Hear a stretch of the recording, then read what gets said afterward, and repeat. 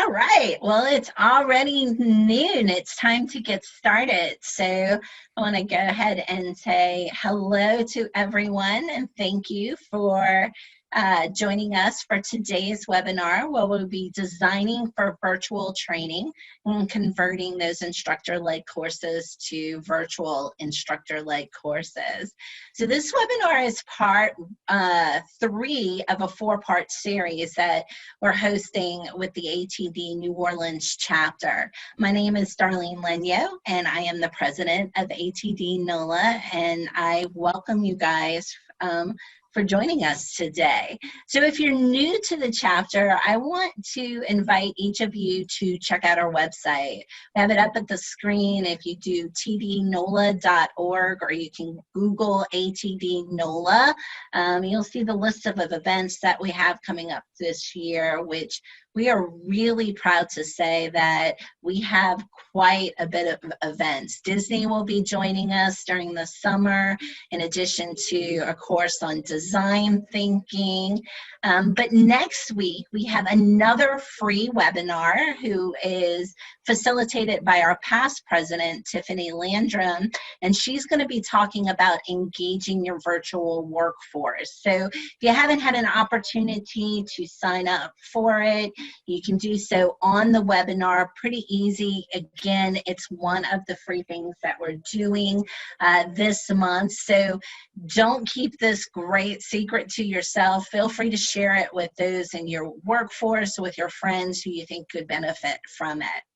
Now, I'm going to be assisting Mike today as the moderator for today's webinar. So just a few housekeeping tips to share with you before we begin. We are recording today's call and we'll post it on our website probably early next week. Everyone will also be muted during the call today. We are expecting a very interactive session, and we'll ask you to respond using chat. So I'm going to get us started using that chat box. If you guys want to go ahead, use your chat, say hello, and let us know what your title is, like what's your role within your organization. We like to know who's joining us today. Also, too, I'm going to take in the chat box, give you a handout. This handout has fillable fields, but it'll walk you through today's webinar, too, so you can download that from the chat box. And lastly, if you are experiencing any technical difficulties at all, please send me a direct chat. I'll be, and I'll help you work through that. So without further ado, it is my great pleasure to introduce to you our VP of Technology for the ATD NOLA chapter, Mr. Mike Frederick. Mike has over 20 plus years experience as an instructional designer. He works for Farmers Insurance, and he just has a wealth of knowledge that he wanted to share with you guys today. So I will not keep us from getting to the good stuff. Mike, on over to you. All righty, guys, thank you so much again for joining us, and I love to see all those great faces. So if you have an opportunity to turn your webcams on, please feel free to do so. If you're having problems with bandwidth, though, we understand that you won't be able to, so it's going to be your call on that. But what we're going to do today is we're going to talk about converting ILT, and I'm going to just stop there. Okay, converting ILT. It really was initially about converting it to virtual instructor-led. But not all ILT needs to be converted directly to vILT.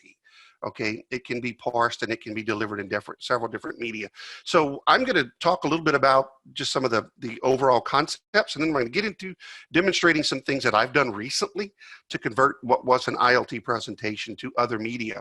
So let's start with, first of all, a little bit of housekeeping. You know, remember that when you're converting from ILT to vILT, remember that you're dealing with adults. Okay, we're all adults here. There are 5 key assumptions in the adult learning theory that we need to keep in mind at all times. One of which is respect adults for who they are and how they like to learn. Okay, so when you're converting from an ILT, think really hard. Does it really need to be instructor-led? Can it be asynchronous? And can it be delivered in another medium than a webinar or, you know, a Zoom or a WebEx presentation? Also consider what are the activities that you had in your initial ILT presentation, and can you repurpose those in another way? Can you present them in another way? And those are the things that come into design where development is a little bit different. Another thing we want to keep in mind is that how to create learning. That's the design part of it, okay?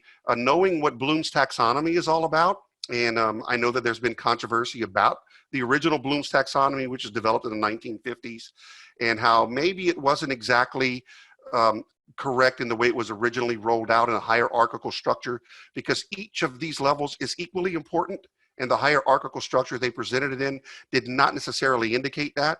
So what I've tried to do here is help you to understand that, hey, to be able to get to the flower, you need to plant the seed.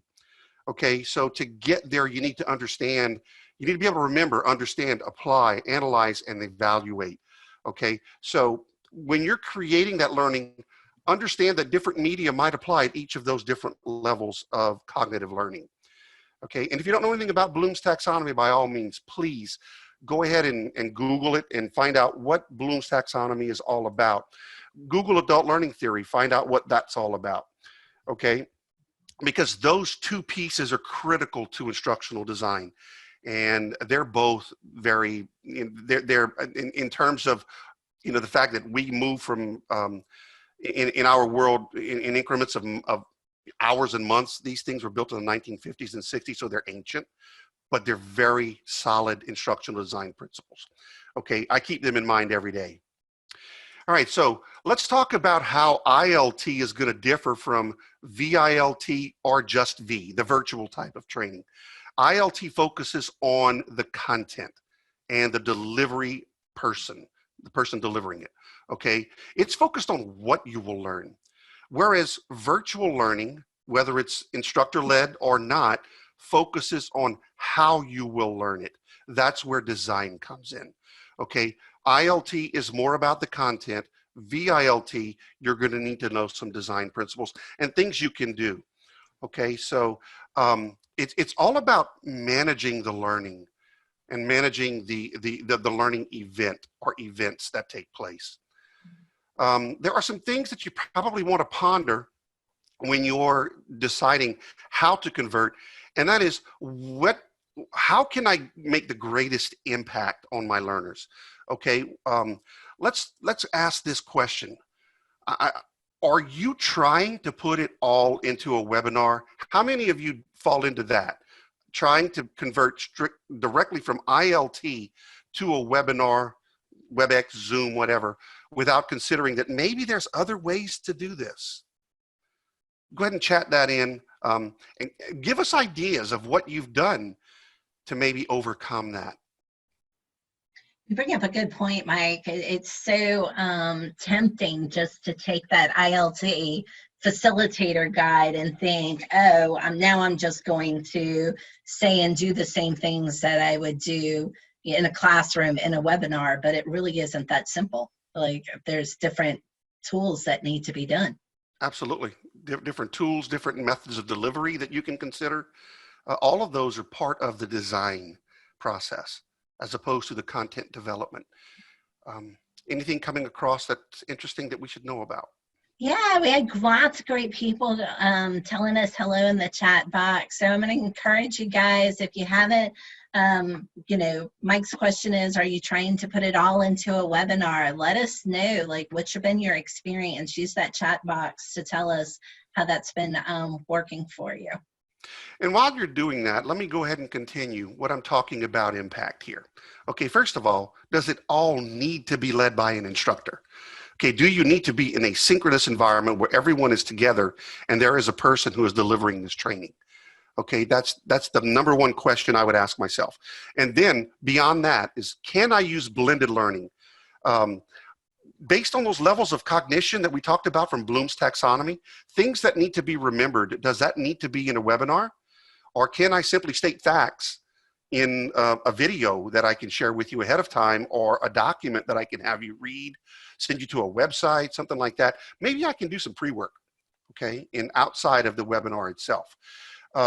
Maybe I can do some post work outside of the webinar itself too. If I had activities in my original instructor-led training that really don't work very well in a vILT setting, maybe I can move those out of vILT and say, beyond this training event today, here's what I want you to do. I want you to go and meet with someone and perform this activity. Whether you meet with them on Zoom or in person is completely up to you, but I want you to discuss these things and I want you to do these practices. I want you to have someone observe you, whatever. Move those outside of the webinar, okay? And make your webinar about the story, okay? There's an old saying, facts tell and stories sell. Okay, so if you can make your webinar about the story, about the application of what you're trying to teach, then you can gain some impact there, okay, and move everything else outside of the vILT. Can you create a short video about why it's important to learn? And consider your audience. Does it need to be a professional video? Could you just use your smartphone to create an unprofessional video and then upload it and send it out to some people and say, this is creating the awareness. And here's where I'm going to work on your desire to learn. Okay. And then I'm going to take you into the webinar. We're going to talk about it. Okay. And we're going to tell some stories and we're going to, you know, practice a little bit if we can in breakout rooms, whatever we need to do in the webinar. And then we're going to have some events beyond it. I know that a lot of activities in ILT presentations have to do with experiential learning. You're trying to get them to feel something. Okay, have you ever watched a video that just made you cry or made you just laugh out loud because it was so darn funny? My wife showed me something on Facebook the other day. It was a parody of a lady creating masks. And she was just, she cut herself with the scissors and then she got her clothes stuck in the sewing machine. And it was just, but she was doing it as if this was real. But we were laughing so hard at what this poor woman was going through. Those kinds of things can elicit emotions too. Could you use video instead of an activity to elicit emotion? And then talk about and debrief that in the webinar. Okay, those are things that you can do where you take some of the learning outside of the webinar. When you're doing your pre-learning, don't forget to include the why and the what's in it for me, okay? So my question would be, could you teach someone to play golf virtually? My answer is, yeah, you could, okay? They won't be great at it at the end, but you know what? I could teach someone to play golf. Then beyond the event, I could help them to get better at it. Okay, with one-on-one instruction, either virtual or in person, okay, depending upon the need of the person learning. Okay, again, it's not something I'm not gonna make them great, but I could teach them. You know, maybe I can give you some videos on what golf is all about, and a few videos or maybe some job aids that help you understand which clubs to use to drive the ball a certain distance, how to approach the ball, how to swing. I can show you all those things in a video. Now, when you're going to actually have to swing, I'm going to have to analyze that, right? So maybe I can have you take videos of your swing and we could analyze it and evaluate it and give you feedback virtually, okay? So those are all things that you can do, but it's not necessarily going to be in an in-person presentation. There are a lot of things you can do outside of it, all right? So another thing to ponder, what is your method of delivery? Okay, does it need to be in a Zoom or a WebEx type of presentation? Or can you move some of it to other forms of e-learning? By the way, Zoom and WebEx to me are considered e-learning because we're using an electronic component to teach. Okay, so all of it is e-learning. It's just the method of delivery differs depending upon the need and the type of learning that I'm delivering. And what I'm going to think about when I'm doing those things are what are the affordances of the different media that I'm using. When I say affordances, if I'm going to do a podcast, I know it doesn't afford video, right? All I'm going to have is audio. So will the audio be the impactful thing? Okay, if the video is important to me, podcast won't work. I'm going to need to present an MP4. How am I going to present that? Well, I might have to look outside of my company and maybe go to a content distributed network. Like I'm going to tell you, Amazon has one called CloudFront. Okay, it's part of their Amazon Web Services platform. CloudFront is a way that you can post content like an MP4 video, and people anywhere in the country or actually all around the world can play that video from a server that's closest to them. It's a distributed network. What happens is you upload it to a server closest to you. That MP4 or that PDF or that podcast, that audio file, is then distributed across their network. They have servers all over the world. Okay, when a person calls that up from their computer, it's played from the server closest to them. So the buffering issues are taken care of. It's going to play a lot quicker. It's going to start playing quicker. It's going to play a lot smoother. I would ask you to look into a CloudFront account. You can get a free one for up to 5 gigabytes of storage of content. Okay, and beyond that, if you want to store additional content, it's a very minimal cost per gigabyte. Okay, my company uses a service called Internap. Internap has a CDN component to it. We can post PDFs, we can post videos, we can post podcasts. I can even take a SCORM course and post it there. It won't track it, so I don't have all of the SCORM features, but it'll play the web component, so I can demonstrate prototypes that I'm creating for e-learning to people who are part of my team, my SMEs, as we're developing. So it gives me a chance to do the agile approach to development. As I'm creating parts of this content, I can share it with them through a CDN, and they can play it, and then they can give me feedback. Okay, so different ways, different platforms, and we'll talk about more in a few minutes, and I'm going to actually give you some links to Amazon Web Services. It's in the document we shared with you, so look it up. It's called CloudFront. There's another question that I have here. Do you have access to a learning management system? Let us know. And if so, which one? What learning management system is Crescent Bank using, Darlene? Yeah, so we're on Cornerstone. So we've been with Cornerstone now for probably a good 6-7 years at this time. So it's a pretty big and robust system. What about you guys, Mike? We're on Cornerstone too. I'm not advocating for Cornerstone. I'm just saying that's what we use. Cornerstone has its pros and its cons. Adobe Connect, now called Adobe Captivate, not to be confused with Captivate, the software for creating content. But there are a lot of different ones out there. And if you want a free one, Moodle is a learning management system that is very basic when it's originally in its original form, but there are lots of add-on components. You can create your own experience in your own learning management system. Yeah, so some of our group, learn.com, came up. That's a good one. Saba, S-A-B-A, I don't know if I'm saying that right. Oracle is another LMS system out there. So there's a wide range of different systems that we're using from a group. My company this year decided they wanted to see if we could do better than Cornerstone. So we started to approach from the standpoint of affordances, and we asked several of those to give us their, a demonstration of what their capabilities would be. So we submitted our needs, and they created presentations, and I was very impressed with what they're capable of doing. We've made the decision, this was before coronavirus became a big deal, and so we've made the decision now because of coronavirus not to interrupt our systems, and we're going to stay with Cornerstone for another year or two, and then we'll look at it again. But I was very impressed with a lot of the things that some of them can do, and a lot of them are built on Moodle, and they add services based on what their partners have created. So a lot of different companies now are basing their platforms on Moodle, which is a free open source software, and then they create additional, they create add-ons that they can sell to you that will do the things that you want to do. So Moodle is a very configurable one, and there are other companies out there that work with that.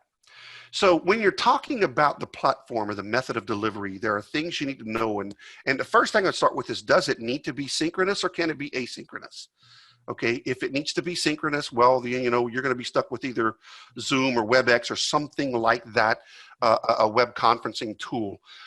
We use WebEx, and WebEx has two different types of platforms that we can use. The regular WebEx, which I would use on a regular basis just to have a typical teleconference, and then they have the WebEx Learning Center, which gives you the ability to create breakout rooms. And so you can actually do activities with breakout rooms inside your vILT session. So something you want to consider. Zoom, I think, has that capability too. We're on So Zoom, and so we do have that capability as well as the whiteboard feature where we can yes, have participants actually type and respond for others to see outside of the chat box. So yeah. another nice feature. I think WebEx has that as well. Yes, they do. In fact, all of the ones that I've experienced, and I've looked at about 5 or 6 of them. Can't name them all right now because that was a couple of years ago, but they all had those capabilities. So if you have one of those and you have access to it, make yourself available. They're all the mute control is a big one if you're going to do a large audience. Okay, being able to mute everyone and then open up specific people if they have questions and need to speak. But using the chat features, creating dialogue with your users, answering questions immediately. That's one thing you can do in a vILT. Microsoft Teams is kind of new, and we're looking at that as the future. So more on that to come as we get deeper into that. We're just scratching the surface right now with it. It's only in pilot phase, but I think it's got a lot of potential. All right, so the other, Sydney, yes. Sydney brings up a good point too, as far as using polls and pop quizzes as part of that features too, which I think is a great tool in order to engage the audience and get them really involved and outside of that lecture mindset when you need it. Yes. So that is an awesome idea. And what that involves is a lot of pre-planning though. So if you're going to use polls and quizzes, you're going to have to think of those ahead of time. Doing them on the fly is difficult. Okay. It can be done, but I would recommend that if you're going to do a vILT with polls or using quizzes, create those ahead of time and have them ready. Okay, kind of like what we're doing here with the chat feature. We've come up with these questions ahead of time, and we've planned on how we're going to respond if with anything. But thank you for that chat. So I always start with, when I'm talking about difference between the platforms, either going with a vILT or an e-learning course, which is going to be an asynchronous course. I'm going to start with what can I do asynchronously. I don't start with what can I do synchronously and everything else will be to move to asynchronous. I start with what can I do asynchronously? What can I move out of this presentation? Okay, and if I can move everything, that's great. I don't need a presentation in and of itself. I can reuse my content. I can create it in a reusable form. And then I reserve what I can't do asynchronously to being presented in the vILT. And what you might find, and what I have found on more than one occasion, in fact, it's probably the norm rather than the exception, is that everything can be done asynchronously, except when I get to the talking about the application and even looking at observations and evaluations of applying it beyond the event. You can do some of that virtually, but you're going to probably at least need some interaction between the user and either a mentor or an SME or their direct manager or something. So I've learned that over time, most everything can be done asynchronously, okay, except for observation and evaluation. So what are some of those things? Pre and post work activities. Create your activities outside of your vILT. All right, video or e-learning, and that doesn't need to be in your vILT. We're gonna show a couple of them today, but only because we want you to see it while we're presenting. A podcast. Okay, you can take audio and create that outside of your event. You can use things like Workplace. We have access to Workplace here at Farmers. I know not everyone does, but do you have something similar? Do you have a social media environment? And I know Cornerstone has that built in too. There's Cornerstone communities. Okay, so if you have an LMS that provides you with the ability to create some kind of social interaction, collaboration between your users, do that. We talked about Amazon CloudFront, which is a a content distributed network. CorpU. Let me show you CorpU. We have an account with CorpU, and we can create entire learning events that span multiple days inside of CorpU. So what CorpU does is it allows you to create events or activities within CorpU that can be done either instructor-led in person or vILT or even asynchronously. And what you do is you create a guided learning journey. it's called, in CorpU, where for each day they either read something or they perform an activity. They can update their profile. They can do an icebreaker activity. So I'm describing or defining what is going to be done each day. And what we try to do is we try to limit these to about 30 minutes a day. Okay, so it's a little bit of learning each day that spans multiple weeks. Now, we've even used CorpU here in one of our environments to do ILT training. We're using it to guide our instructors on what pods to do next or what modules to do next. Okay, and here's what happened. They had to move that to a vILT because of coronavirus, but we didn't have to change anything. They simply started delivering it virtually. Okay, there was a one-to-one direct, but it wasn't all virtual instructor led, because there are some modules in here where we need you to read things or to perform activities or to do things outside, and it was already created in there. Okay, so it was a real easy conversion. And that's CorpU. There is a cost. There's going to be a per licensed user fee. So we had up to, we began with 5,000 user licenses. We're now up to 10,000, and we're expanding. We're actually, one of our senior partners here is on the board for CorpU, so we have a lot of input into things that we can do to improve the experience, and we're working with them to improve that experience. So if you have an opportunity to check it out, go take a look at CorpU. Another thing you do, yes. How are you using CorpU differently than your LMS? Like, how do you differentiate between the two? Okay, so CorpU is the way I'm controlling the sequence of events. Okay, so I might have on CorpU day one, I need you to take a course in my LMS. So in CorpU, I'm going to give you a link to that course inside my LMS. And then after that, we're going to debrief. So you're going to go and take that course. You don't need an instructor in a classroom to do that. So the instructor might say, okay, you guys go ahead and complete the course. And the course is an hour long, and an hour we'll meet back up again. So let's go ahead and get back online in our Zoom meeting in an hour. Okay, so then they go out, they take the course, the instructor's free to do whatever they need to do during that time. In an hour, they come back and they debrief. Okay, and then they move on to the next activity. So we're tying it back to our LMS, or we have what's called a learning hub also. That's where we post all of our support content. It's kind of our performance support, EFS. So we post job aids there. We'll have those job aids linked here. So when a user needs to open up a job aid, we'll say, let's go to our Learning Hub now. Here's the link, go to Learning Hub, open up this job aid, let's talk about it. Okay, or we might ask you to go ahead and open up that job aid, and then we're going to create a breakout group where you're going to talk to other people about what's in that job aid and how you're going to do it, and we can create different activities there. So CorpU gives us the ability to sequence and control how the content is delivered. And by the way, every piece of content you're going to need to deliver this is in CorpU. So I don't need to create a box folder someplace where I'm storing this content or email it to people so that they have to share it on their computer. Whatever they need from an instructor and from a learner can be stored in CorpU. PowerPoint presentations, I can make them available to the instructor only and then provide the handouts to the students. Okay, so I'm controlling who sees what.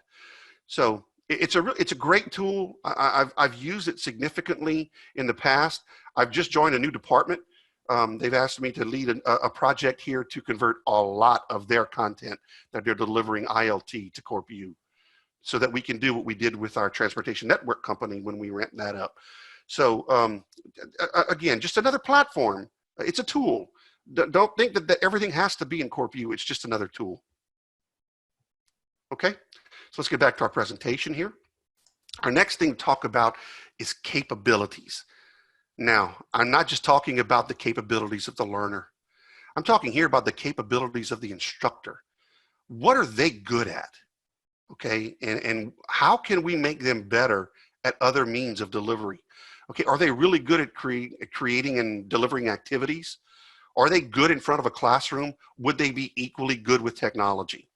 Okay, so you need to consider that when you're talking about converting.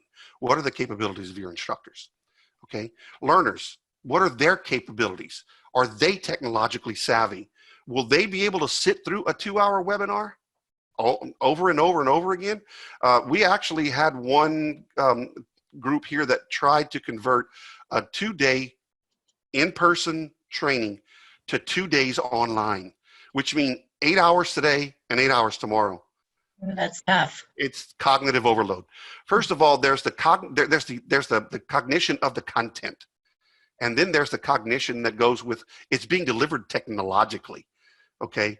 So I'm now having to use two different sides of my brain, and I get overloaded quickly. Okay. Even from a person that's technologically savvy. Okay. So we had to break that up into 2-hour sessions to be delivered over 8 days. Okay, and we recognize that immediately. In fact, it's delivered over 4 days now. We do 2 hours in the morning and 2 hours in the afternoon. Now, not optimal, but you know what, it works, and it's getting the point across. And we'll come back and revisit that later if we need to. So my question to you right now is, what is your instructor's capability levels with webinar tools? I'm talking about your instructors. Okay, are they savvy? Let's ask the question. I'll talk a little bit about that more. So enter your responses in the chat. Yeah, so hit us up in the chat and let us know, like, what is your instructor's capabilities levels with webinar tools. Mike, one of the things that we learned when we started using vILT more was practice, like those dress rehearsals, like getting a group of people together just outside of one of those or two people to really see if the engagement was working. You know, were we too monotonous in tone? That was one of the things that we knew that we needed to do, was actually practice, versus what came really naturally in front of the classroom. Yes, two different types of delivery. I tell you, it's and by the way, technology is awesome until it doesn't work, and it won't work always.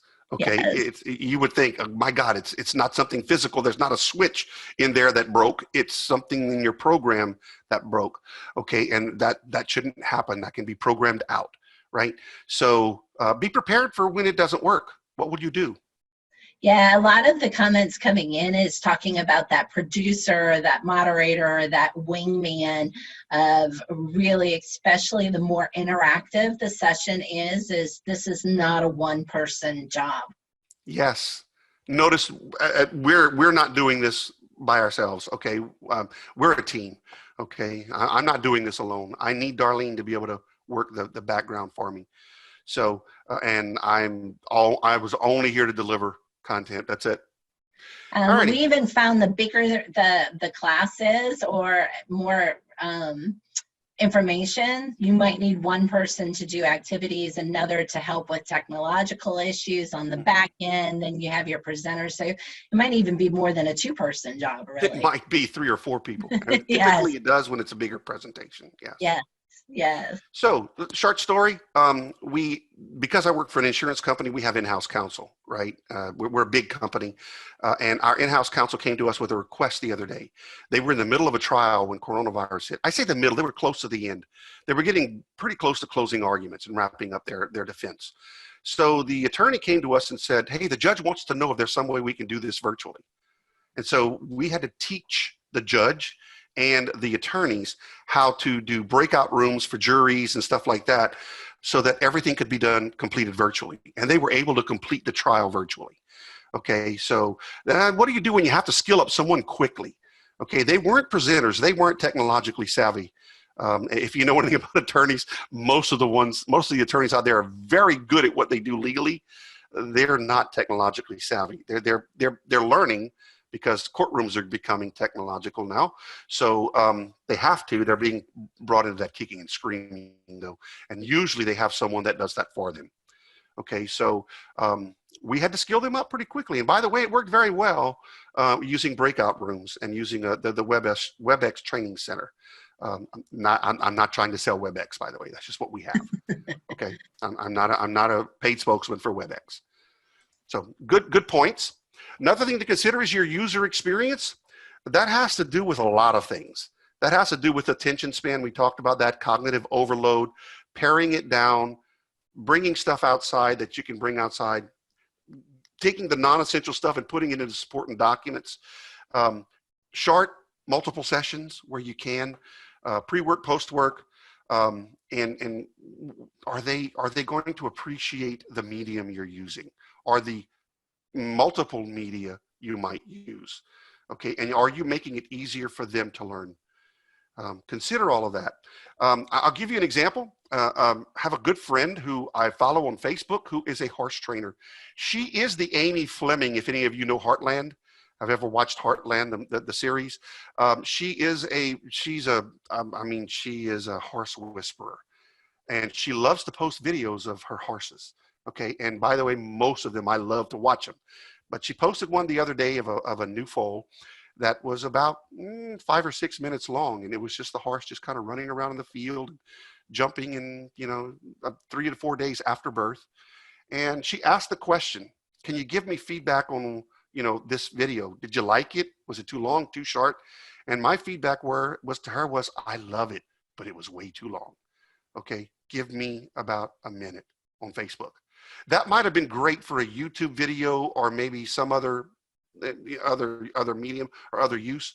So consider where you're posting this content and what you're using it for, and understand the attention span of your end users and what they need. Okay, all we needed to see was just a couple of seconds of that horse just running around the field to really get our emotions flowing. And by the way, it made my day go well, seeing that, that young horse out there just having a ball. But I didn't need 5 minutes of it. Okay, so, all righty. Do you struggle with length of learning content? Do you need help or anything with figuring out how to make it shorter? Chat that in. Let us know what your experiences are.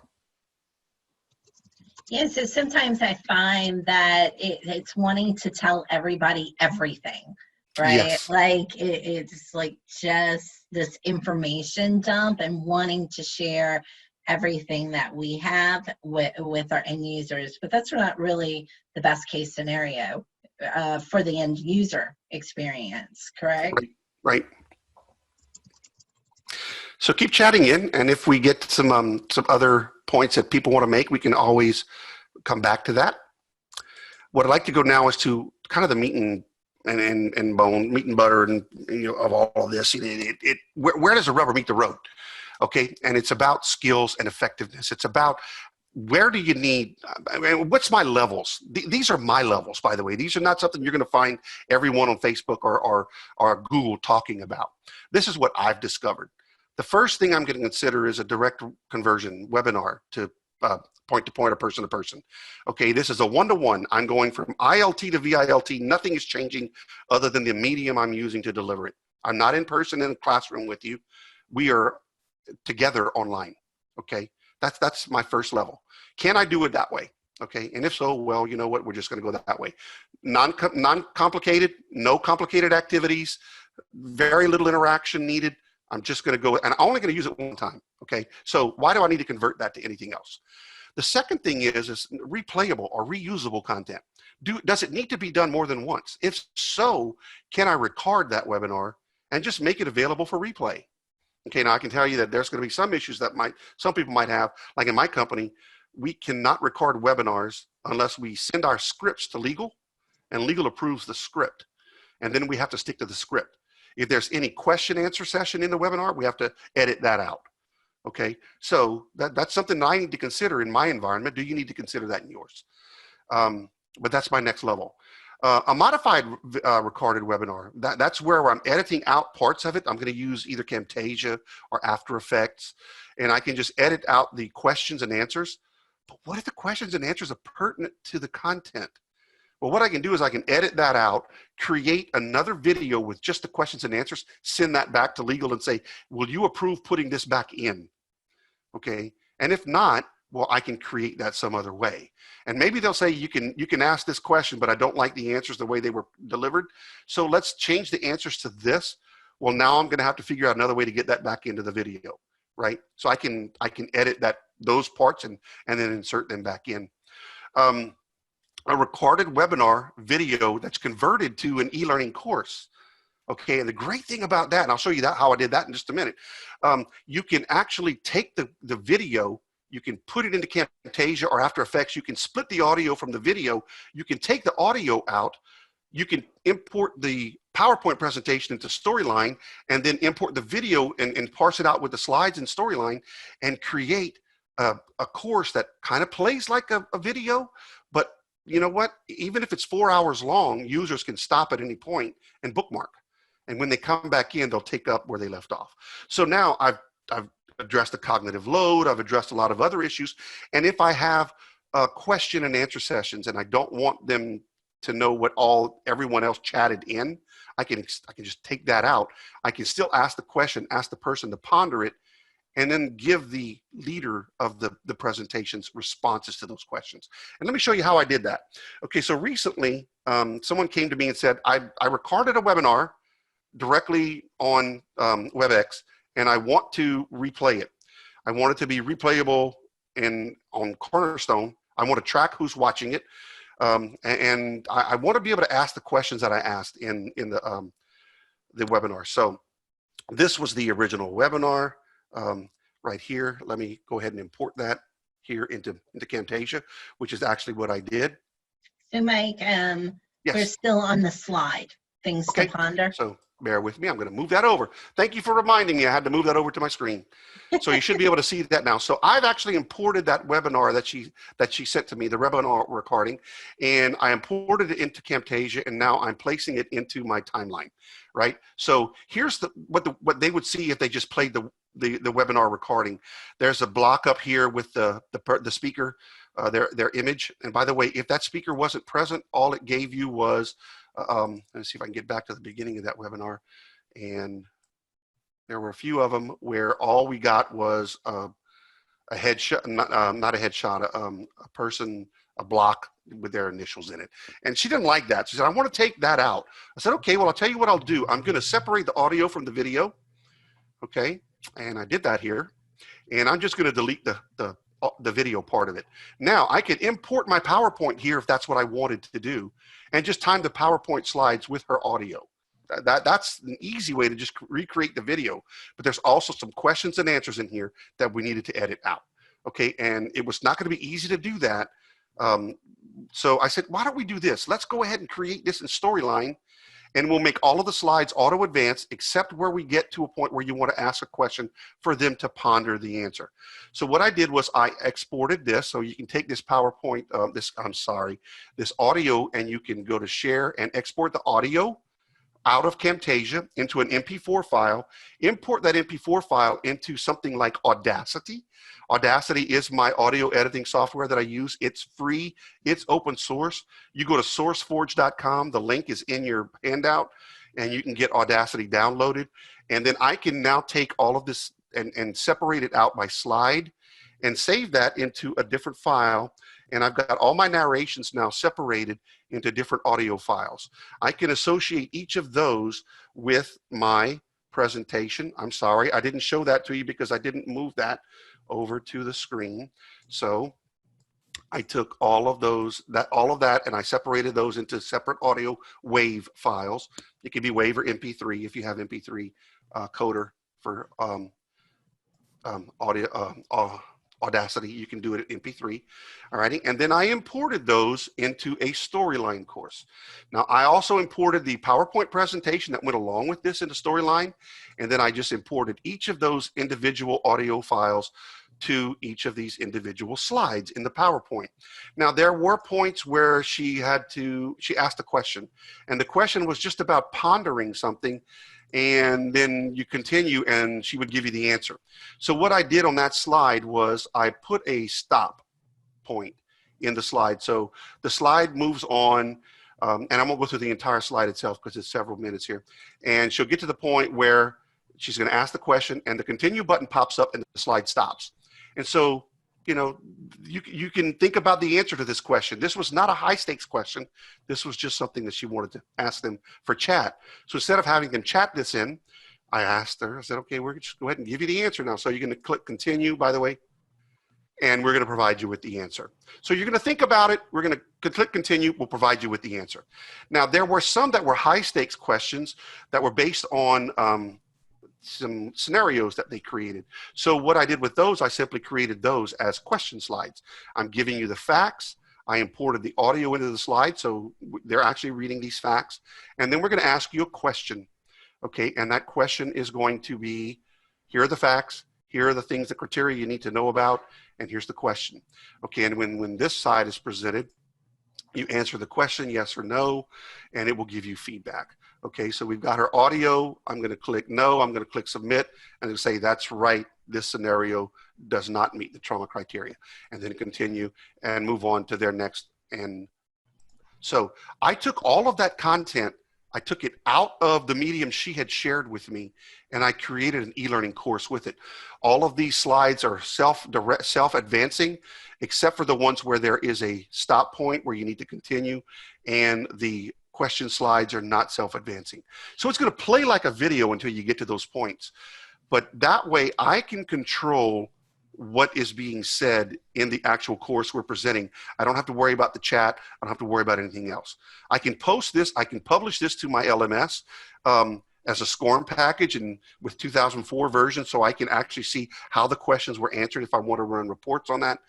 I post it to my LMS. Anybody can take it, and when they're done with it, there's a final couple of slides where I simply ask them, did you complete this course? And by the way, this needs to be moved over because of the, it's off the slide here. Just move that in. I'll do that later. And when I publish this out, they'll simply click on this and it will go to the next one and say, thank you, you've completed the course. When you close it down, it will send the API to the LMS, mark the course completed. Now I can run reports in my LMS to see who's completed this course. Okay, so that was a conversion of what began as an ILT presentation in a classroom, was converted before they even came to me to vILT. They wanted to take that and make it reusable. So we had several considerations to think about, and we thought about those things. There are other things that we've moved out. There were some activities in here that we've moved out as pre-work. I think there was a job aid that they created based on the criteria that needs to be met. We made that available in the course, or we're going to make that available in the course itself. Just different ways of thinking about the content itself. Okay. So anyone else have other ideas that you'd like to share with us on things that you've done to convert ILT to other media?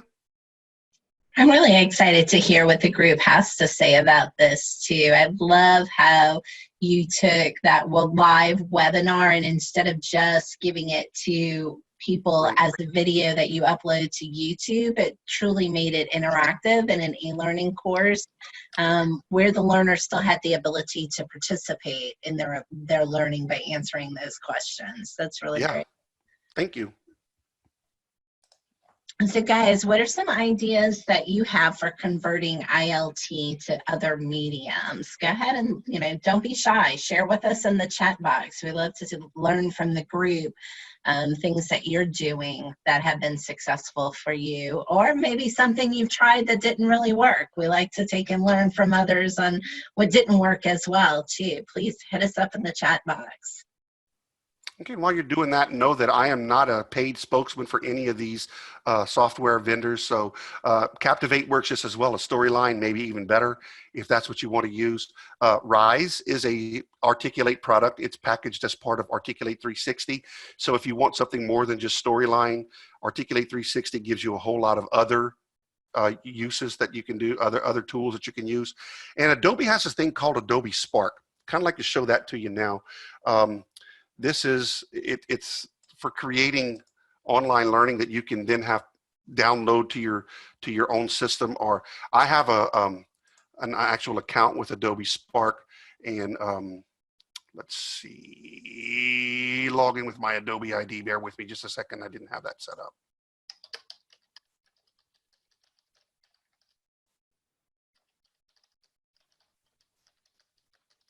Still getting used to my left hand for typing, so forgive me if I'm misspelled anything here. Okay,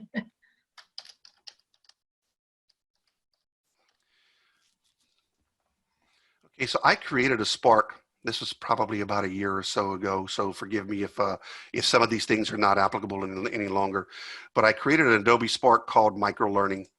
And let's go ahead and just take a look at how it was created. So there are many different elements to this, but this is kind of how it plays.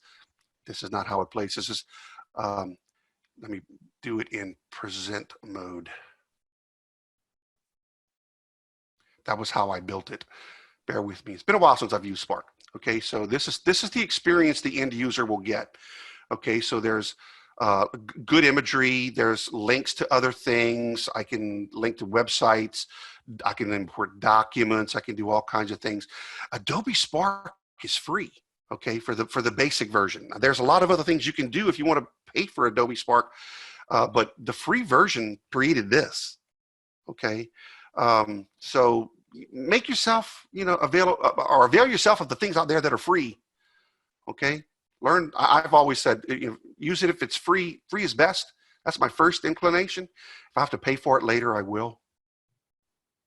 And by the way, I just attended an event this week on PowerPoint and creating stunning graphics. There's a lot of add-ons you can add to PowerPoint that you can create some really great things in PowerPoint. With PowerPoint, you could create a video. Okay, you can take the audio, separate it out, put it into each PowerPoint slide, and then save it as an MP4. It'll be just like creating it in any other medium. The only problem is you won't have the ability to put in questions and stuff like that. It's going to play as a video, start and a finish. That's it. But you can create a video in PowerPoint. If you have a presentation, you just want to create it for reuse. It's not going to be any SCORM or anything to it. Yes. We have a question from the group. Like, when you do learning events, do you tend to keep an outline with you to help you stay on track? Absolutely. If you notice, when I'm talking today, I'm actually reading from my own notes. Okay, so I'm using two screens here. This screen right here has the actual PowerPoint on it that I'm sharing with you. I've got another screen where I have my notes and what I want to talk about today and what I want to do next. I've got a third screen over here if I want to use it, but it's very small and it's way over there. So two is all I really need. But even PowerPoint gives you the ability to present the PowerPoint and have the presenter mode on another screen. So you could, in a classroom or even online, you could have presenter on one screen and share your screen for the actual presentation on the other. And so your end users would only see what they need to see, but you'd have all your notes available to you. I find that to be a very helpful tool. Yes, absolutely. PowerPoint is very powerful. Okay, yeah. And if that's all you have, you know what? I could do a lot of damage with PowerPoint alone. Okay. So moving on, best practices. When you're thinking about creating content or converting content from ILT, first thing you do is don't just go for one-on-one. Just here's the PowerPoint, go deliver it on virtual. Think about it, plan ahead. Get an assistant. Okay, like Darlene is assisting me today. Thank you very much for what you're doing. Use the chat, engage your learners. There are many different ways other than chat, but for a big group like this that we usually have on these calls, chat is a really good way to do it. Do a pre-webinar learning. Do some pre-work and then have some post-work available for them. I want you to know what we're going to be talking about today. Here's some websites you can go to. Here's a document you can read. Okay, then when you get to the event itself, there's already some knowledge about what you want to discuss. Okay, you can talk about application more than about teaching them how to do something. So the webinar is more about that, and chunk everything out. Okay, separate it into chunks and choose the medium that's best for that chunk. Okay, don't make it too long. 2 hours max on a webinar. One, if you can avoid it, if you can make it work. And beyond that point, you're going to have cognitive overload, and you're just going to lose your users. So what's next beyond the event? Okay, there has to be something. Okay, because first of all, Ebbinghaus's forgetting curve is going to be your worst enemy.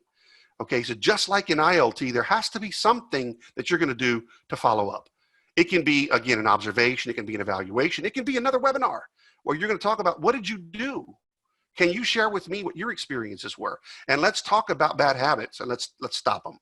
Okay, what can you stop doing? So what are you going to do beyond your event, your vILT event? Okay, any ideas? Do you guys have for follow-up learning? How did you do that? So we've incorporated several different things, whether it's learning activity or a manager's toolkit where we get the managers involved with the group in order to take and run an activity behind the scenes in order to, you know, keep reinforcing that knowledge. It could be the assignment of other courses in our LMS information as well. And then another thing that we've done in the past is offering like more coaching and development. So setting up times where we have, you know, smaller group webinars to discuss some of the content and how they've experienced it in the field, and really play off of the group in order to learn from each other, but to keep that, you know, top of mind. So, you know, another suggestion is email, sending out additional materials via email to the end user. You know, post-event surveys, asking specifically what was impactful during their experience and how it will impact their daily routine. I know another thing that we've used too is like a commitment statement. What's one or two things that you're going to do, and have them commit to it inside the classroom, but then follow up a week or two afterwards to ask them how are they doing with that commitment that they made to themselves. So, yeah. All great ideas. And by the way, I've used all of those too. So a couple of things that have worked for me. Okay. Number one is you want to provide the person who's going to be doing the evaluating with some guidance on how to evaluate, right? So you want to talk about, what did you talk about in this course and what should they be looking for? In some cases, you can present to them an evaluation sheet or a checklist. I don't like checklists, but you know, an evaluation sheet sometimes it helps them to be able to follow a sequence that they need to follow. I send those out usually via email to the direct reports managers or supervisors that are participating in the event, and say, you know, some 60, 90, 120 days beyond this event, we want you to do this. And we'd like for you to share your experiences with us. Okay, so we ask them for some feedback, and then we might come back again and say, all right, what do we need to cover again? Because it was either forgotten or because bad habits, or what do we need to remove from their environment that's preventing them from doing this? Okay, that's getting into the change management principles of, you know, creating capabilities is not just about making it so you can do something. It's about removing those things that are preventing you from being able to. Okay, so did we identify any of those things through our processes that maybe we need to change? All of those things are part of your design. And follow up. Follow up is a big part of design. And if you're missing that, you're missing the whole reinforcement part of the change management process and reinforcing learning beyond the event. Okay, so here's the free stuff that I talked about. Moodle is a good one for if you need an LMS and you don't have one. You can get started right away and create just the basics, and it'll be enough to start tracking some things, and you can always add to it later. Adobe Spark, give it a shot. It's kind of like Rise. It's a minimal version of Rise. If you know anything about Adobe, they create something and then Articulate steals all of their people and says, let's recreate it in Articulate and make it easier to use. Okay, so that's kind of the way things have been going. That's where Storyline came from Captivate. Spark was the precursor to Rise. So you know, there's some similarities between them. They're not exactly the same, but there's some similarities. All right, Amazon Web Services, if you want a content distributed network and you don't have access to one, look into that. It's a really great way to get content out there, especially streaming media, videos, podcasts, things like that. It's a great way to make that available to your users. And a PDF creator. I can't tell you enough I have Adobe Acrobat Pro. Okay, so I can basically edit in PDF if I want to and create in PDF. But I usually create in Word or PowerPoint and convert it to a PDF and then go in there and edit it out. So that document that I shared with you, the handout, created it in Word, did some, exported it from PowerPoint first, did some editing in Word, went to Adobe, converted it to Acrobat, a PDF, and then went into Acrobat and made it a form so that you could fill in. And so there was a conversion process, but without Adobe Acrobat, I'd have been dead in the water on that. Okay, so consider an Acrobat license. You can get one perpetual license for Acrobat itself, or you can go in and get a month-to-month or year-to-year subscription to Creative Services. Adobe Creative Services, and Acrobat is part of that. It's one of the apps. Okay, so it's up to you how you do that. These are some of the resources that I use to create this today. So if you need other information, feel free to go to these websites and check it out. I think it's got great information and good hints and tips and tricks, things you can do to make your vILT presentations even better, or converting ILT to some other medium that is virtual. And that's all I had today. Any questions? Yeah, Mike, there is a question, and they were right at 1 o'clock. So, Dawn's asking, employees who do not work from home or do not have their own work computer, where can those, or is there a place where those employees can participate in live vILT sessions? And is that really a good option, or what are some ideas there? Any thoughts on that? Local libraries, and I don't know if they're all open right now, but that's probably your best bet. Go to a library and see if you can get onto their computers, and usually you can participate in conferences there. That's probably your best resource. Sometimes I have to catch myself. Not everyone owns a computer. I've got 7 or 8 in the house. I can give you one if you want one. It's hard to fathom that in this day and age, there are a lot of people who don't own computers. Yeah, and if they have iPhones, there are Zoom apps, and WebEx has an app too. It's not the most effective. It's a little bit hard and limited, but that is an option there. Yeah. So. Quick story. I'm a member of a men's club at my local church, and every year we put on a golf tournament. And a couple of years ago, there was a WebEx that I needed to participate in where we were going to share some content. And I did that entirely on my iPhone at the golf tournament. Watched everything that was being presented, participated through my iPhone. So you don't need a computer to participate in Zoom or WebEx. It just makes the experience a lot better.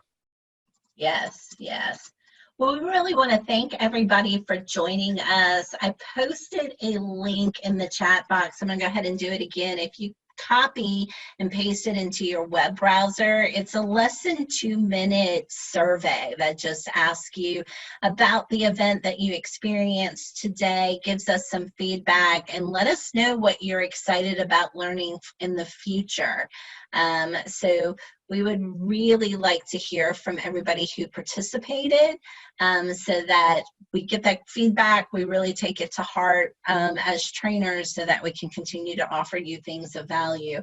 Also, too, if you have yet to register for next week's event, go over to our website, atdnola. tdnola.org, I think is the actual website. tdnola.org, yes. There it is. And then it's free. And Tiffany will be talking to us about really engaging that virtual workforce. So another opportunity for some really great content there. Mike, I want to thank you so much for, sharing with us your knowledge and giving us your time today. Lots of fantastic resources that you've introduced to the group. I know that I've got some really clear takeaways for myself, so thank you. I appreciate it. Thank you guys for putting up with me for another week. Happy to have you. Absolutely. Thanks to, I don't know if you've seen the email that went out to our members, but if you have content that you're interested in sharing with the group and would like an opportunity to present in a little, 45 to 60-minute webinar, we would absolutely love to hear from you. There is a speaker form on the website. Go in, fill it out. One of us will contact you, and we can put something together. We're all about sharing information at the ATD NOLA chapter. So I think that we make each other stronger. Other than that, anything you'd like to add, Mike? I'm good. Thank you very much for everyone's attention. Yes, we appreciate you guys. Stay safe, stay healthy. Thank you for joining us. Bye-bye. Bye, guys.